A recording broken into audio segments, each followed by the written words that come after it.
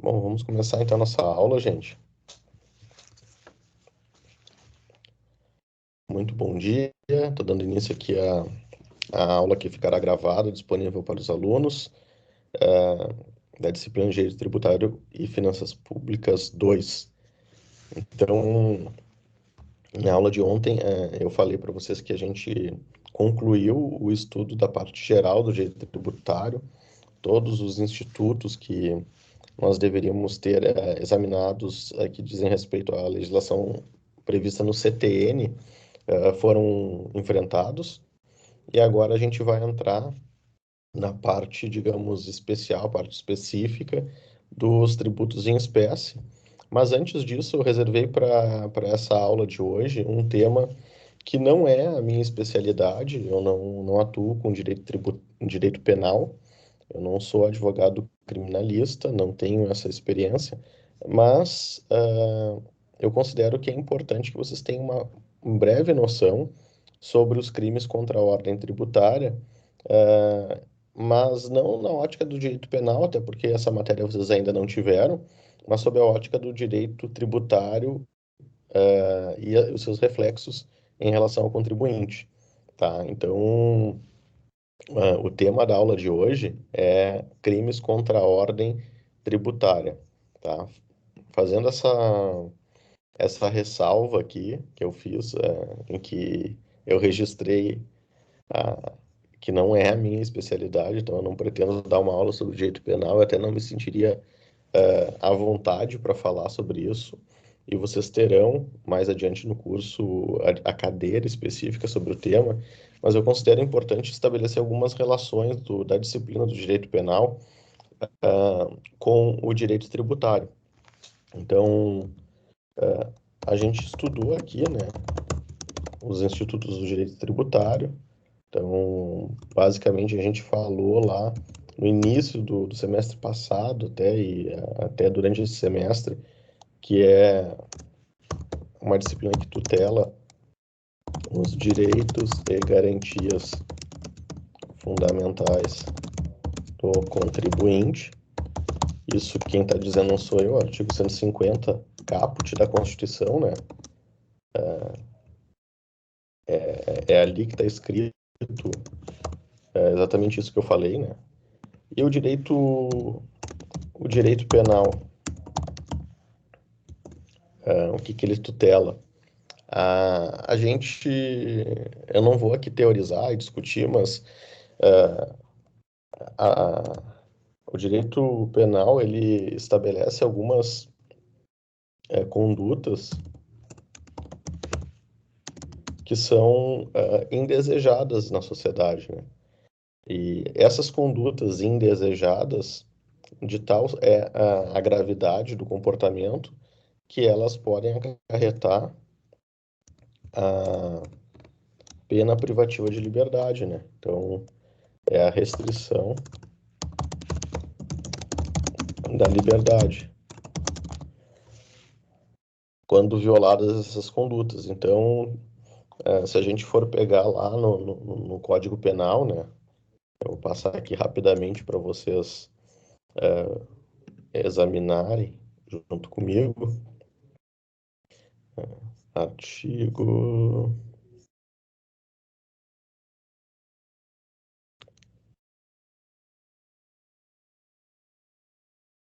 100 e...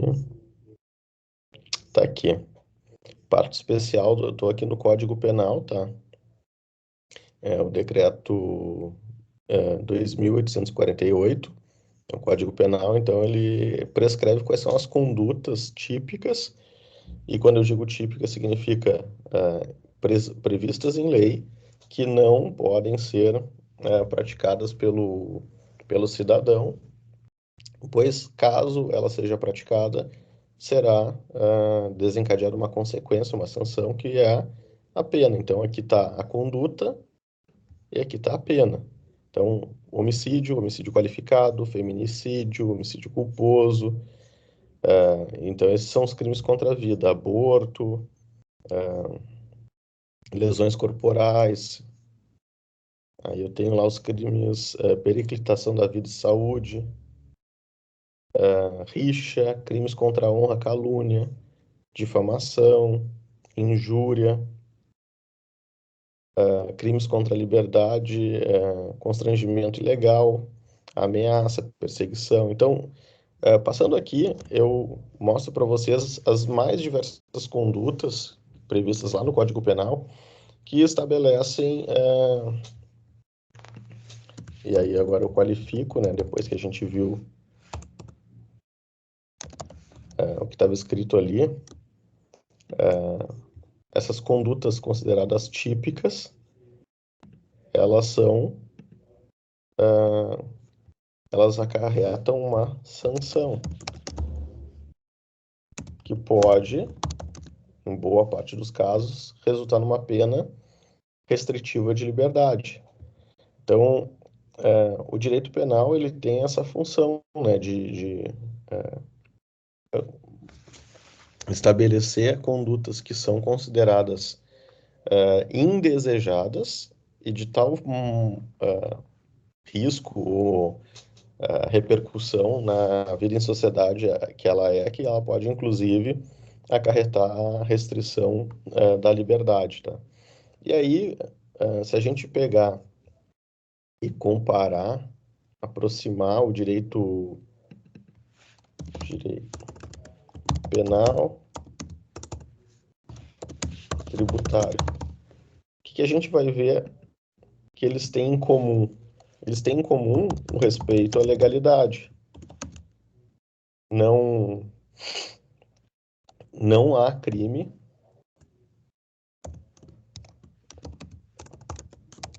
não há crime sem lei, não há tributo sem lei. Então, isso é algo que tem em comum nas duas disciplinas. Para eu tributar alguém, que é uma restrição ao patrimônio, à propriedade, eu tenho que ter uma lei. Para eu punir, prender uma pessoa, eu não posso punir sem que tenha uma lei. Tem que ter uma lei específica. E aí, aqui eu vou falar do primeiro ponto, que é a questão da tipicidade. A tipicidade penal, que é o tipo previsto na legislação, e a gente tem a tipicidade tributária, tá? A gente chama tecnicamente no direito tributário de hipótese de incidência. O que a gente tem mais em comum? Irretroatividade. Então, a lei nova não pode alcançar conduta pretérita. Então, imaginem que foi criado um novo tipo penal hoje. Não pode, sei lá, que tá tão louco hoje em dia que tu não pode falar nada, não pode pensar nada, não pode falar mal do STF, tá? Novo tipo penal. Não pode. Quem falar mal do STF vai preso. Esse tipo penal não existe, mas vamos dizer que ele seja sancionado hoje. O Congresso aprovou, o presidente sancionou e foi publicada a lei. Como eu postei no final de semana uma crítica ao STF, eu posso ser preso por isso, por esse tipo novo? Não. A lei não pode retroagir. E o mesmo vale para o tributário, né? Lei nova não retroage para tributar fato gerador antigo. O que mais que tem de semelhante? Então, eu falei que ambos tutelam, né? Eles afetam, eles atingem o direito penal, a liberdade, é um direito fundamental, ele pode ser afetado, direito tributário, afeta, atinge a propriedade, outro direito fundamental que, dada a sua relevância, só pode ser mitigado em situações bem peculiares. Então, vejam, são duas disciplinas que elas possuem semelhanças, elas afetam, atingem direitos fundamentais, e por isso que é tão grave, tão sério a possibilidade do Estado interferir nisso. O Estado pode nos prender, nos tirar a liberdade, o Estado pode tirar o que a gente tem de propriedade, sim, desde que respeitadas as normas e desde que configurados os fatos típicos previstos na legislação, tá? Então, essas são, digamos, algumas considerações iniciais para a gente entender a ratio, assim, do direito penal, do direito tributário. O que a gente viu aqui sobre o direito tributário, que é, digamos, pressuposto para entender a sanção criminal, né? Então, quando a gente fala do tributo, né, pressupõe-se aquela, aquela linha que eu sempre faço, né? Deixa eu ver se eu abro aqui da aula de ontem. Eu já colo aqui. Então, assim, para eu poder falar de sanção, para eu poder falar de condenação de alguém, é preciso que eu tenha percorrido todo esse caminho aqui. Então, primeiro, tem que ter uma norma na Constituição. Primeiro passo aqui, que eu vou colocar uma letra diferente. Então, o primeiro passo aqui é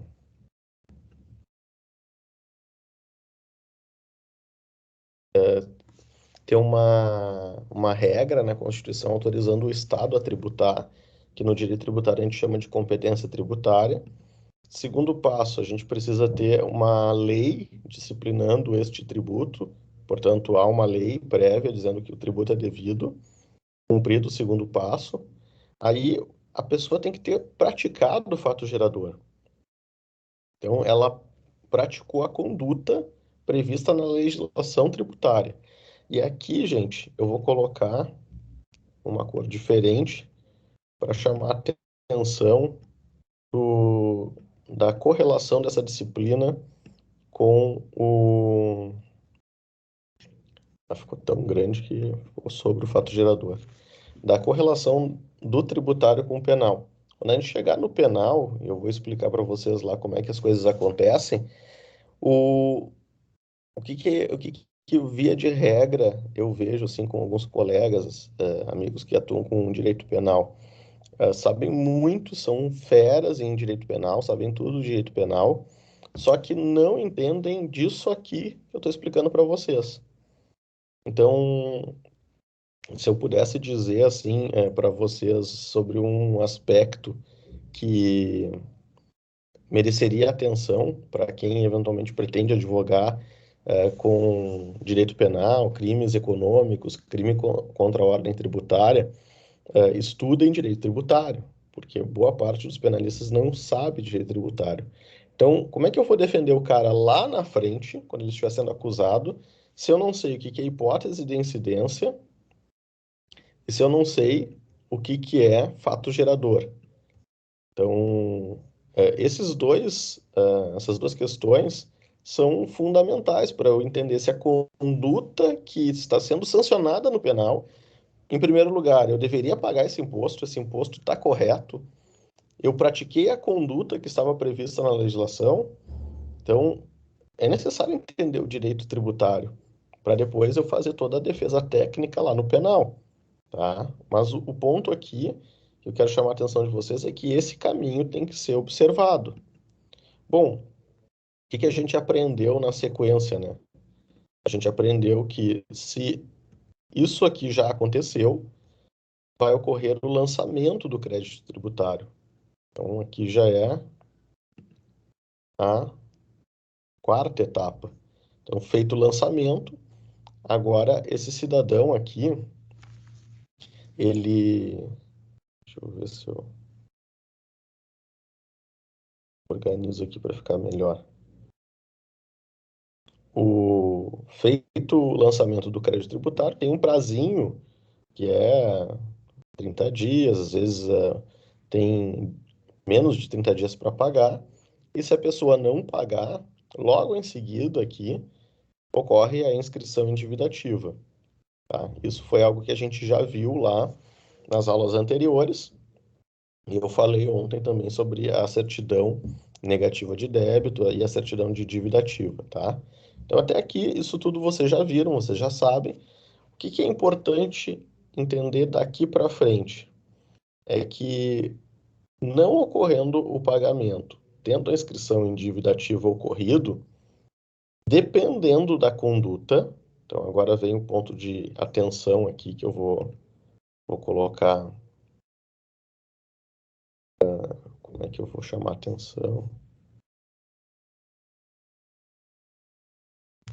Deixa eu ver se tem um íconezinho aqui, placa de atenção. Então agora aqui vem a atenção.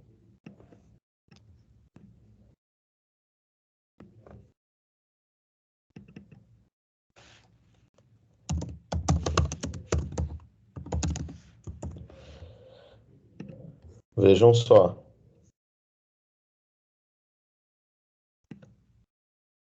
Se nós estivermos diante de uma conduta atípica, o que significa conduta atípica? A gente acabou de ver ali. O direito penal exige que a, a conduta indesejada esteja prevista na lei penal. Se eu estou diante de uma conduta típica, então o cara não pagou o tributo, mas não pagou e ele se enquadra em alguma das normas que sanciona com pena restritiva de liberdade. Bom, aí então, agora surge a possibilidade da sanção penal. Então, vou colocar aqui persecução penal. Então, botando na sequência ali, continuando a nossa linha,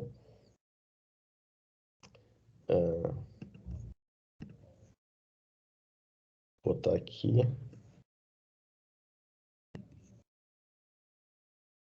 dentro daquele esquema que eu acabei de mostrar para vocês, né? Então, eu tinha lá um tributo declarado,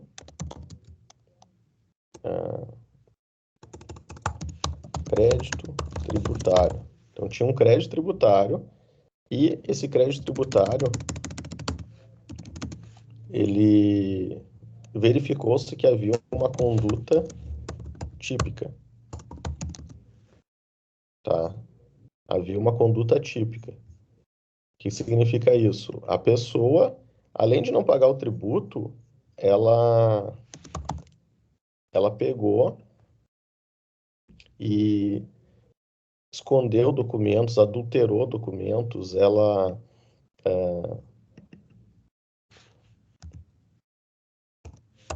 penal, tá? Então agora aqui a gente está falando do direito penal. Se isso aconteceu, o que que vai ter como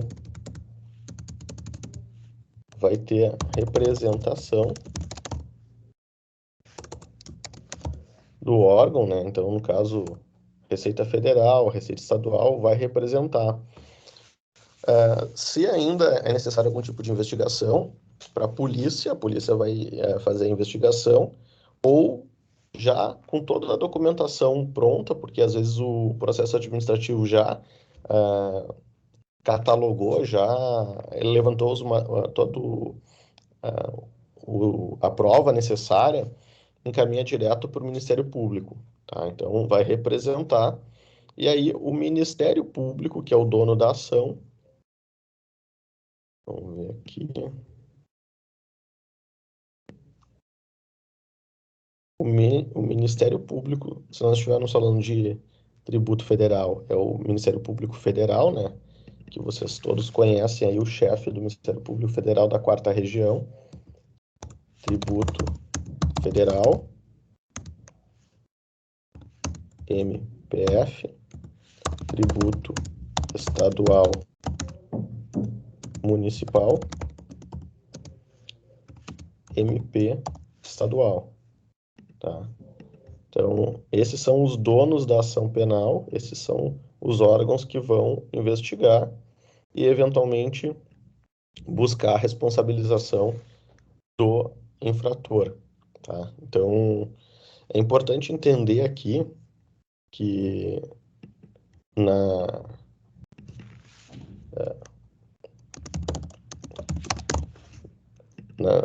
entra aqui na figura, né, o Estado acusador, que é quem tem a tarefa de acusar alguém, provar e buscar a punição, é o Ministério Público.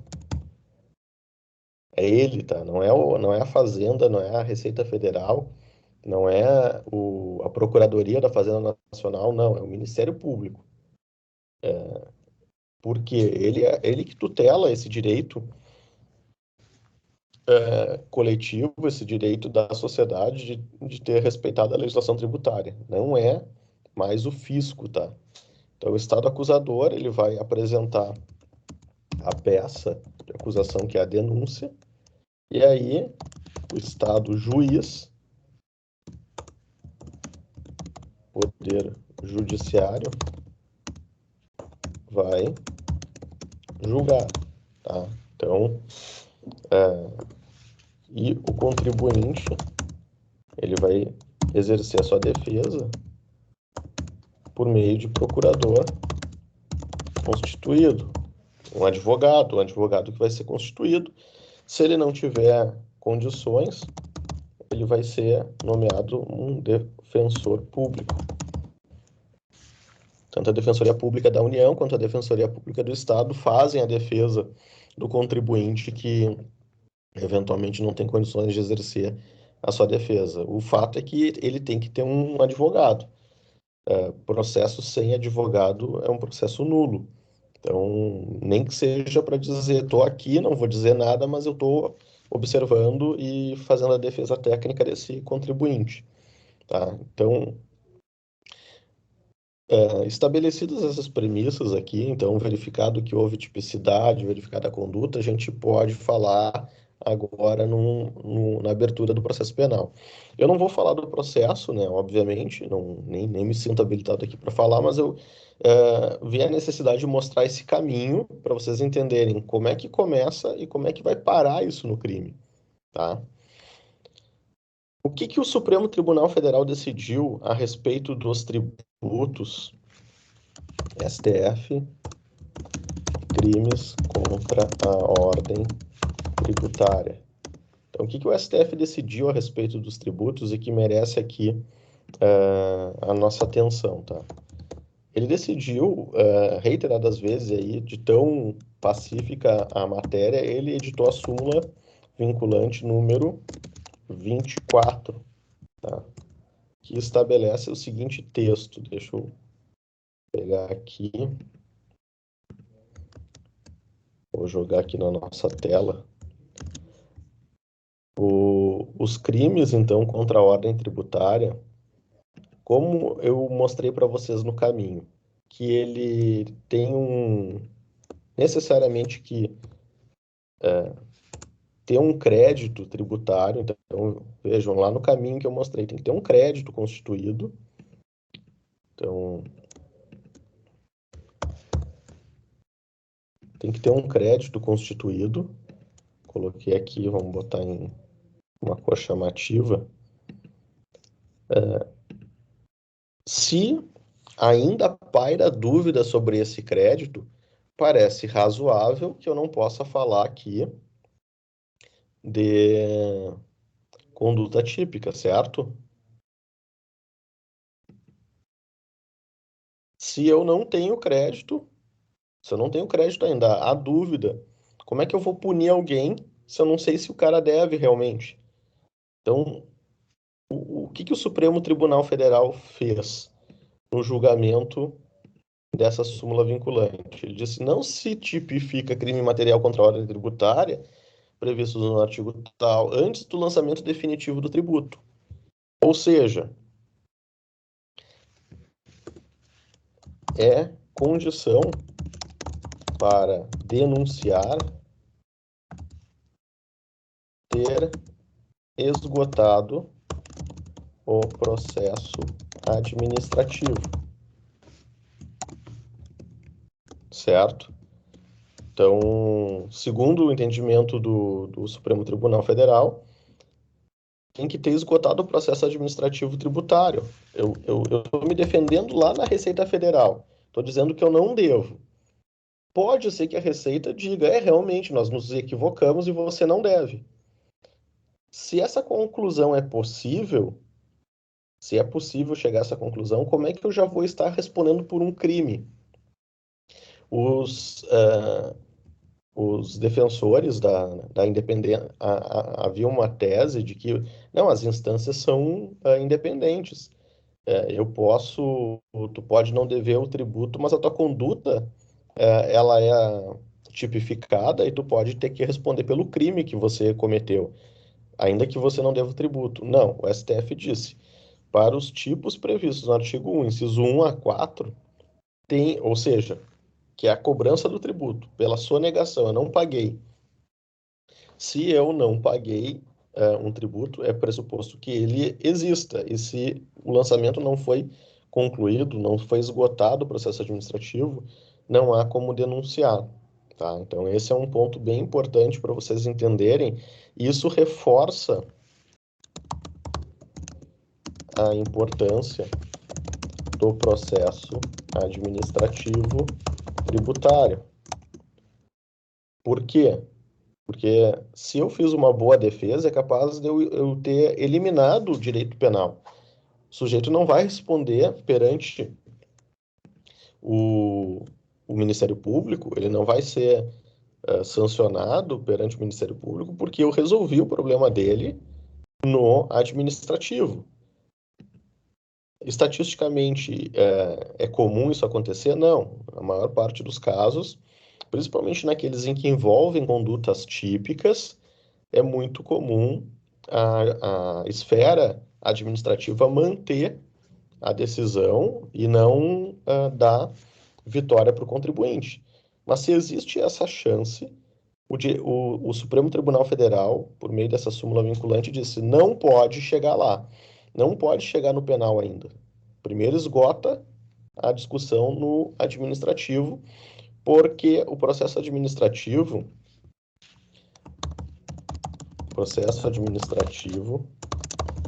tributário desempenha o controle da legalidade. Em outras palavras, a autoridade administrativa vai ver se está tudo certo, foi respeitada a lei realmente tem que se aplicar naquele caso, o contribuinte praticou a conduta descrita lá na hipótese de incidência do fato gerador, é o controle que se faz da legalidade lá no processo administrativo. Se há equívocos, se foram cometidos erros e, portanto, não há respeito à legalidade, não há falar em sanção penal, certo? Então, aqui é um ponto bem importante para vocês atentarem, porque isso é uma condição para a gente poder prosseguir. Então, se não houve ainda o esgotamento do administrativo tributário,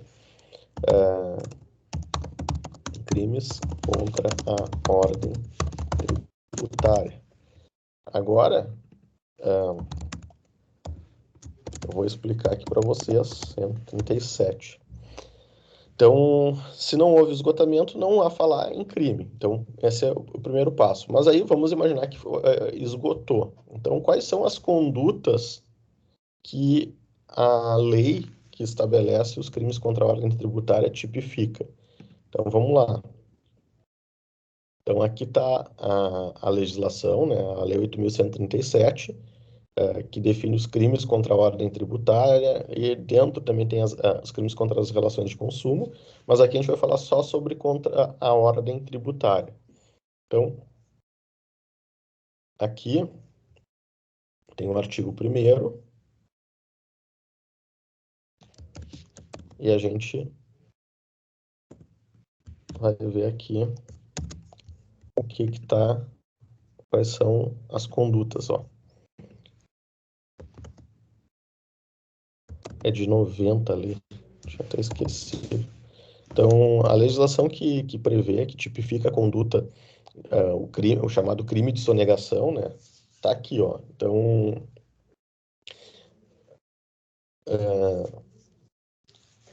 Então, constitui crime contra a ordem tributária suprimir ou reduzir tributo ou contribuição social e qualquer acessório. Então, quais são as condutas? Omitir informação, prestar declaração falsa às autoridades, fraudar a fiscalização tributária inserindo elementos inexatos ou omitindo operação de qualquer natureza, falsificar ou alterar a nota fiscal, fatura, duplicata, elaborar, distribuir, fornecer, emitir, utilizar documento que saiba ou deva saber falso ou inexato, negar ou deixar de fornecer, quando obrigatório, nota fiscal ou documento equivalente. Então, aqui estão as condutas previstas na lei contra a ordem tributária que caracteriza, tipifica os crimes, tá?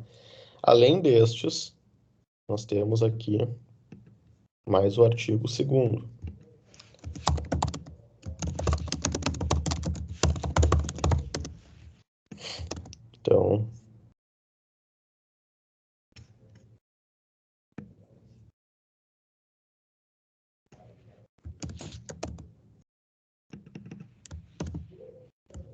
Então, aqui eu tenho os crimes, ó. Constitui crime da mesma natureza. Fazer declaração falsa, omitir declaração sobre rendas, deixar de recolher o valor do tributo ou contribuição quando descontado ou cobrado. Aqui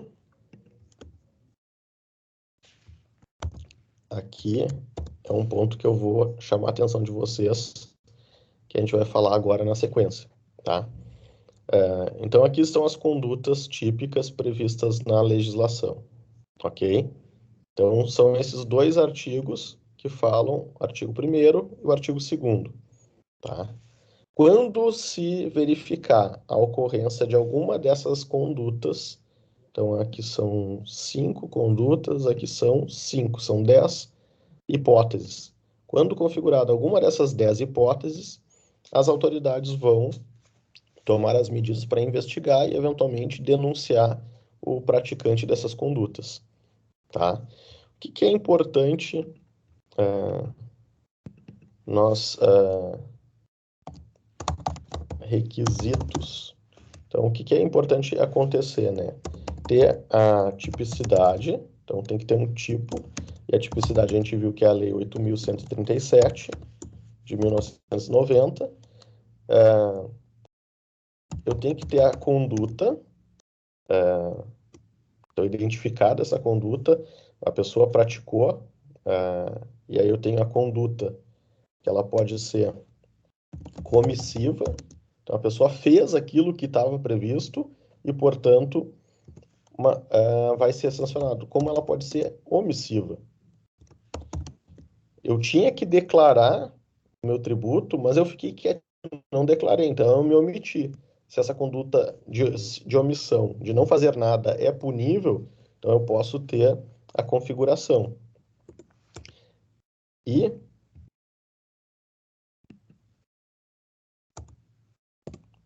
o elemento da culpabilidade. Então, eu tenho que identificar a conduta do agente e verificar se agiu com dolo ou culpa, tá? Há uma discussão muito grande em relação aos crimes contra a ordem tributária, dizendo que a questão da culpa ela é indispensável. Então, tem que... Não há necessidade de não há possibilidade de se punir por culpa somente no dolo, e tem outros que dizem que não, é possível atribuir a responsabilidade quando alguém age por culpa. Então, aqui tem uma discussão técnica, que depois vocês vão estudar isso no direito penal. Não é a minha praia, como eu disse no início da aula, mas há uma discussão aqui em torno desse tema. O que que o Código Penal, excludentes de... cadê onde é que está o artigo? Artigo 23.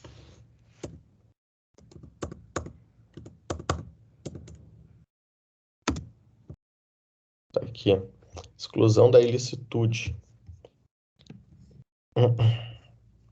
Então, se eu pratiquei aquelas condutas que estão ali no artigo 1º, no artigo 2º, eu deverei ser sancionado, excludentes de ilicitude. Salvo, e aí quem diz o salvo não sou eu, é o Código Penal, salvo se nós estivermos diante de alguma dessas exceções aqui. Então, não há crime quando a gente pratica em estado de necessidade, legítima defesa, em estrito cumprimento do dever legal no exercício regular do direito. Então, assim, essas excludentes de ilicitude previstas no Código Penal, os advogados tributaristas e, mais especialmente, pessoas assim que falam nas redes sociais sustentam que, às vezes, a sonegação é um estado de necessidade. Tá, gente, aqui é forçação de barra, tá? Tecnicamente, não é o estado de necessidade que caracteriza a exclusão da ilicitude.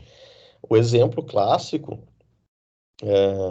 o exemplo clássico que os professores de direito penal falam é aquela pessoa que o navio naufragou, tem duas pessoas que estão ali se afogando e tem uma única boia que só segura uma pessoa.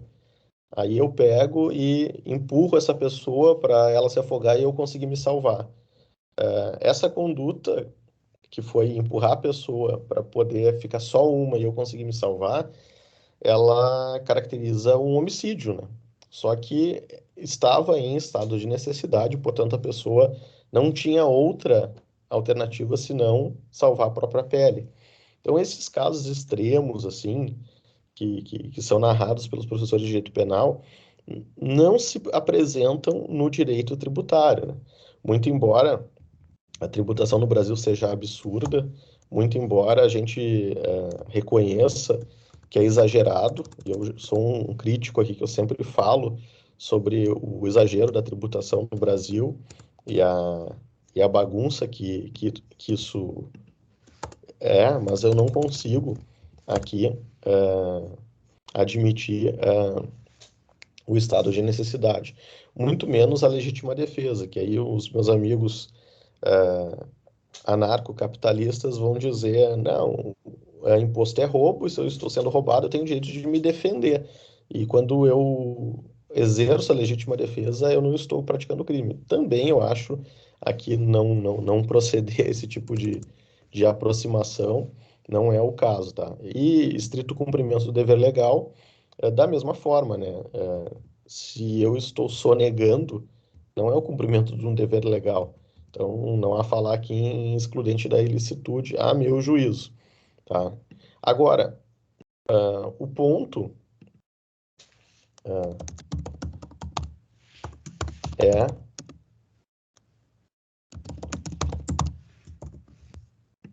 que eu quero analisar aqui com vocês é o seguinte: qual é a diferença entre eu dever um tributo e eu sonegar? Qual é a diferença entre eu estar em dificuldade para pagar, e todo mundo sabe que isso acontece, né? Então, eu posso estar no cheque especial eu estou devendo para o banco, mas eu sou criminoso por isso? Não, eu entrei em dificuldade, eu estou com dificuldade de honrar os meus pagamentos. O mesmo não vale para o fisco. Olha, eu não consegui pagar meu tributo. Não, eu sei que eu devo, não estou discutindo que eu devo, mas eu não sou criminoso, eu não estou praticando nenhuma conduta típica, eu estou em dificuldade. Qual é a diferença entre inadimplência e crime? Durante muito tempo, essa questão ela era muito tranquila, era muito sedimentada essa diferença. E vejam, nós estudamos aqui lá quando nós estávamos falando da responsabilização do sócio da pessoa jurídica. Por que que eu estou trazendo esse tema que nós já estudamos, tá? Porque não existe direito penal, salvo no direito ambiental, porque eu não vou entrar aqui, a possibilidade da pessoa jurídica ser sancionada. Afinal de contas, se o direito penal visa, em última ratio, prender alguém, como é que eu vou prender uma pessoa jurídica? Se o direito penal visa sancionar uma conduta com a restrição da liberdade, como é que eu vou colocar na prisão uma PJ? Então, não parece fazer sentido, né? Agora, se a pessoa jurídica, que é conduzida por pessoas físicas, pratica um ato e essas pessoas físicas praticam condutas típicas, essas pessoas podem vir a ser sancionadas pelo direito penal. Só que, antes de chegar no penal, como é que a gente estudou lá a responsabilidade da pessoa jurídica? Como é que a gente chega no sócio? Então, a gente estabeleceu a primeira premissa, né? Primeira premissa. Dívida da pessoa jurídica é da pessoa jurídica. Parece que eu estou falando uma coisa idiota aqui, uma coisa tão óbvia, né? Mas é preciso dizer isso, né? Às vezes. Então, a dívida da pessoa jurídica é da pessoa jurídica, não é da física. Então, é ela que tem que responder. Então, não, dada a autonomia patrimonial, a independência do patrimônio da PJ e da pessoa física, não há falar em responsabilidade da pessoa física em razão da dívida da jurídica. Isso é tão tranquilo que o Código Civil de 2002, ele não tinha dito isso de forma expressa. Só que os casos foram se repetindo, que a Lei da Liberdade Econômica teve que inserir lá no Código Civil uma norma para dizer isso que eu estou falando. Então eu vou pegar aqui para vocês, é o artigo 49A. Então vejam aqui, o artigo 49A, ele diz, Código Civil, tá? Artigo 49A do Código Civil. Código Civil. Isso tinha uma norma parecida no Código Civil de 1916. No de 2002 não foi inserido porque era tão óbvio, mas aí se viu tanta bobagem, tanta coisa, confusão acontecendo, que a Lei da Liberdade Econômica, em 2019, reintroduziu a norma para dizer, olha, a pessoa jurídica não se confunde com sócios. Não é a mesma coisa, é separado. E as dívidas da jurídica responde à jurídica. E aí, o parágrafo único também é um primor. Olha só. Autonomia patrimonial é um instrumento lícito de alocação e segregação de riscos, estabelecido pela lei com a finalidade de estimular empreendimentos para a geração de empregos, tributo, renda, inovação em benefício de todos. Gente, precisava o legislador dizer isso. É óbvio que eu monto uma pessoa jurídica para separar os patrimônios, isso é elementar. Mas, como havia muita discussão, e a gente está tratando aqui dessas questões, da repercussão, o Código Civil viu a necessidade de dizer isso expresso, e isso tem reflexos no que a gente está falando. Então, primeira premissa. Tá, mas aí significa que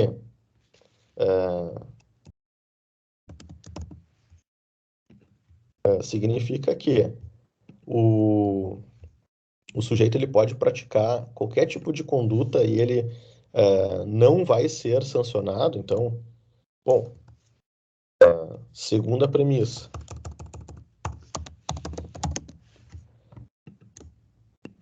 A responsabilidade do sócio só pode ocorrer quando configuradas as hipóteses de desconsideração. Então, eu desconsidero a pessoa jurídica e chego na física. Tá? O ponto é que a Constituição Federal estabelece que, no artigo 146, apenas lei complementar, no caso, a nossa lei complementar é o CTN, pode definir regras gerais de direito tributário. Em outras palavras, o Código Civil, que trata da desconsideração lá no artigo 50, não serve, porque a Constituição diz que é só lei complementar, e o Código Civil não é lei complementar. Logo, só pode ser aplicado o CTN, para responsabilização do sócio da pessoa jurídica. E aí, o que diz o CTN? O CTN vai lá, estabelece que, vamos transcrever aqui o artigo 135 do CTN, que a gente já estudou, mas que é importante aqui recuperar para a gente chegar no ponto aqui da responsabilização penal. Então, a responsabilização do sócio da pessoa jurídica ocorre nestas hipóteses. Então, são pessoalmente responsáveis. Então, veja, pessoalmente, responde com seu patrimônio pessoal. Atos praticados com excesso de poder ou infração à lei do contrato ou estatuto. Então, esses são as condições para a responsabilização do sócio. Tá? O sócio pode responder? Pode. Quando praticado em excesso de poder ou infração à lei. Aí vem a pergunta.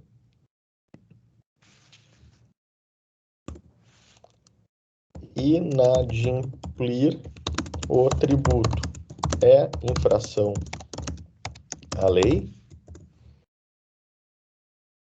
Essa é a pergunta que deve se fazer, né? Então, para eu ser responsável pessoalmente pela dívida da minha empresa, eu tenho que ter praticado um ato com excesso de poder, eu não tinha autorização no estatuto da empresa, no contrato social para fazer. Ou eu violei a legislação vigente. Deixar de pagar o tributo caracteriza a infração à lei para essa finalidade? Segundo o Superior Tribunal de Justiça, responsabilização da pessoa jurídica. Então, qual foi a interpretação do artigo 135 do CTN construída pelo Superior Tribunal de Justiça? O STJ, né? A gente está falando de norma infraconstitucional e compete ao STJ definir a interpretação, harmonizar no país a interpretação sobre o direito infraconstitucional, norma federal. Então, vejam o que disse o Superior Tribunal de Justiça a esse respeito. Súmula 435 do STJ diz textualmente: o inadimplemento da obrigação tributária pela sociedade não gera por si só a responsabilidade solidária do sócio gerente. O que diz o STJ? Olha, se está em dívida, está com inadimplente, não significa por si só que isso gere a responsabilidade. Opa, súmula 430. Tá? E aí, a próxima é 435 do Superior Tribunal de Justiça, que eu vou transcrever aqui para vocês também. Súmula 435, que trata de uma situação um pouquinho diferente. Então,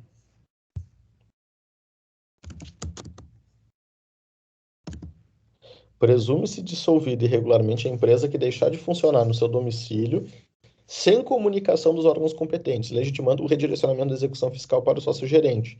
Então, basicamente, o sujeito tinha uma empresa, essa empresa entrou em dificuldades, não pagou os tributos, e aí, ao invés de fechar a empresa e quitar as suas obrigações, ele simplesmente manda para o espaço. Ó, não vou fazer mais nada, vou parar de trabalhar, vou fechar essa empresa, devolver o ponto comercial, mas eu não vou pagar ninguém. Aí, quando o fisco descobre isso, ele diz que isso é dissolução irregular e, portanto, autoriza a responsabilidade do sócio da pessoa jurídica. Tá? Então, essas são as condições para a responsabilidade do sócio, em razão do inadimplemento, certo? Mas, o direito... Alguém quer falar? Oi, professora, eu só ia fazer uma pergunta. Então, quer Claro. dizer que a segunda hipótese seria configurada uma infração, né, uma ilegalidade, e a primeira não. No caso, só a inadimplência não seria considerado crime, por exemplo. Pois é isso que a gente está investigando aqui, tá? É isso que a gente está falando aqui na aula de hoje. Essa é a pergunta, né, que eu estou falando. Deixei de pagar, me atrasei, não paguei no tempo devido.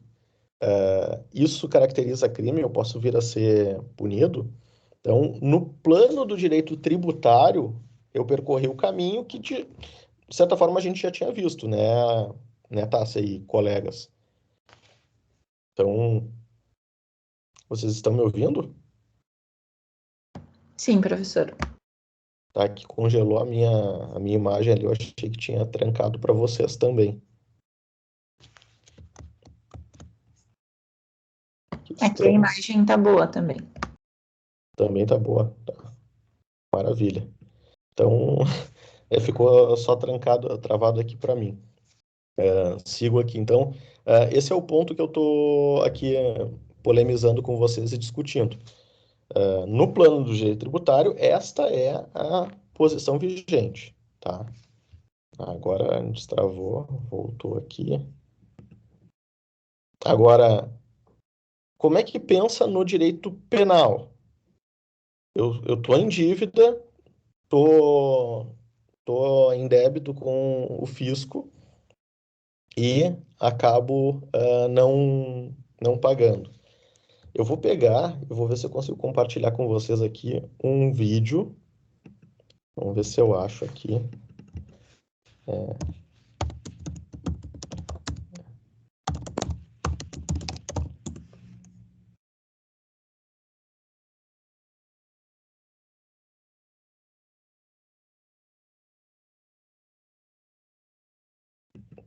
Vamos ver se vai aparecer aqui o vídeo do sujeito aqui explicando o que, olha só, é algo assim bem repetido por alguns empresários.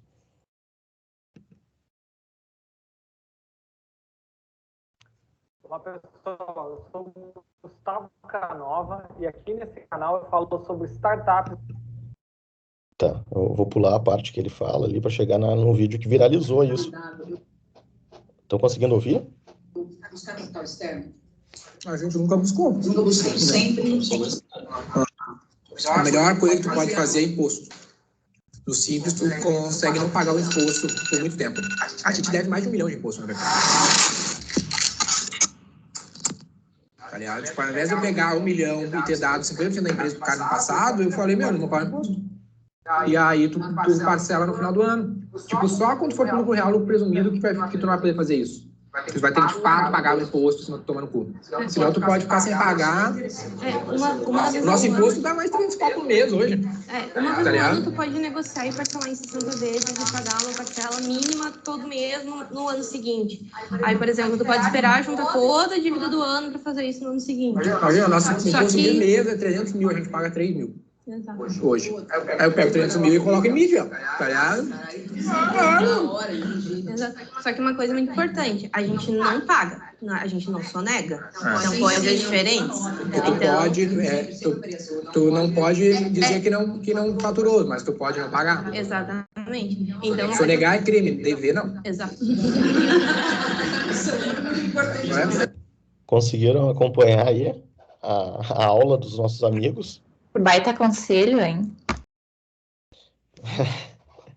Baita conselho, mas que sirva aqui de alerta, tá? Não é dado por mim, não é orientação que eu prescreva. Isso não é lícito, tá? Não é lícito. Então, ali eu tenho um comportamento.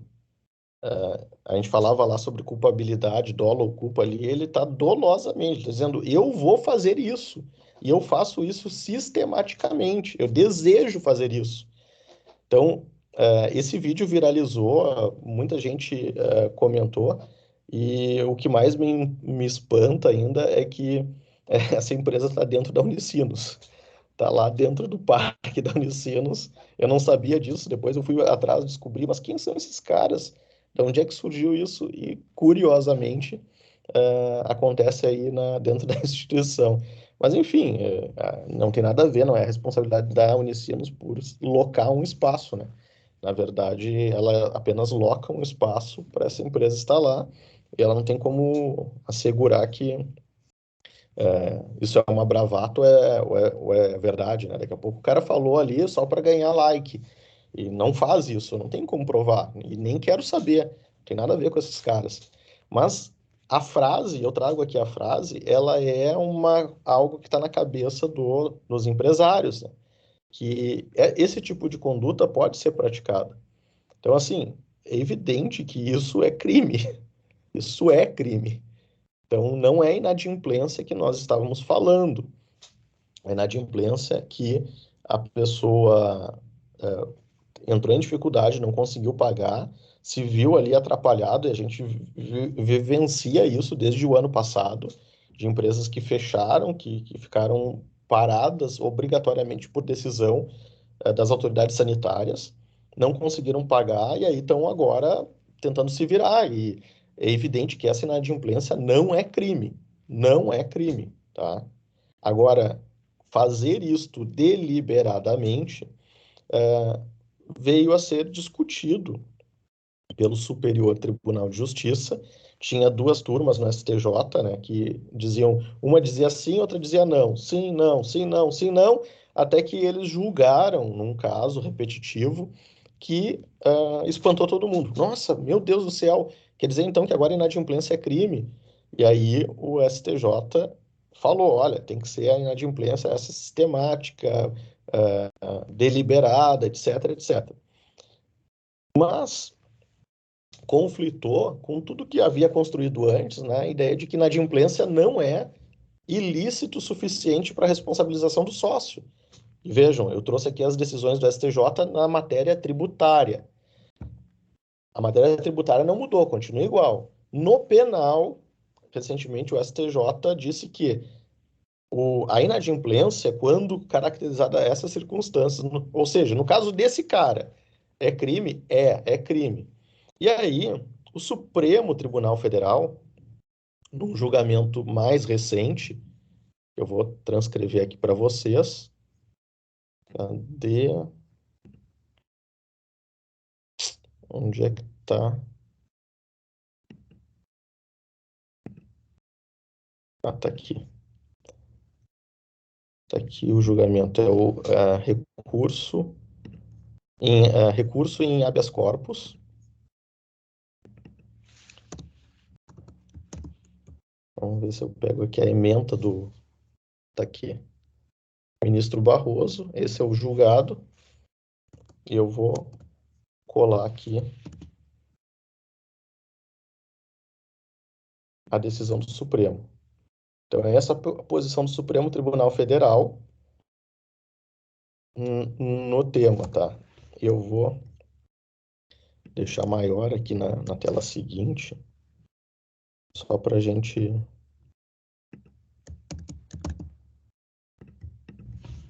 Vamos ver aqui. Então, essa foi a tese fixada no julgado. Significa, foi julgado em repercussão geral, de modo que a corte entende que em todos os casos este é o posicionamento. O contribuinte que deixa de recolher de forma contumaz, com dolo de apropriação, o ICMS cobrado do adquirente da mercadoria ou serviço incide no tipo penal do artigo 2º, inciso 2 da Lei 8.137. Essa foi a tese fixada pelo Supremo. E aí, qual é o tipo? Constitui crime deixar de recolher no prazo legal valor de tributo ou de contribuição social descontado ou cobrado na qualidade de sujeito passivo da obrigação que deveria recolher aos cofres públicos. Então, como é que funciona no ICMS? Eu sou vendedor, foi a taxa lá na minha loja. Eu cobrei da taxa o valor do produto e dentro do produto está o ICMS. A taxa pagou. Então, ela pagou o imposto mais o ICMS. Aí, eu pego e faço o seguinte. Fico com o dinheiro, não pago o ICMS e faço o que o carinha ali falou no vídeo. Não paga, depois tu renegocia, no ano seguinte tu faz um parcelamento, ou simplesmente não faz nada. O STF disse, olha, se você fizer isso, pode caracterizar a conduta prevista no artigo 2º, inciso 2 da Lei dos crimes contra a ordem tributária. Tá? Então, esse é o entendimento do Supremo Tribunal Federal num julgado de 2020, né? Bem recente. E aí, minha gente, vejam só, CE deve ICMS.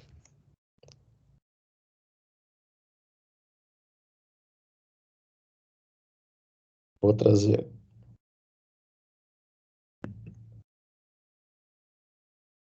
trazer aqui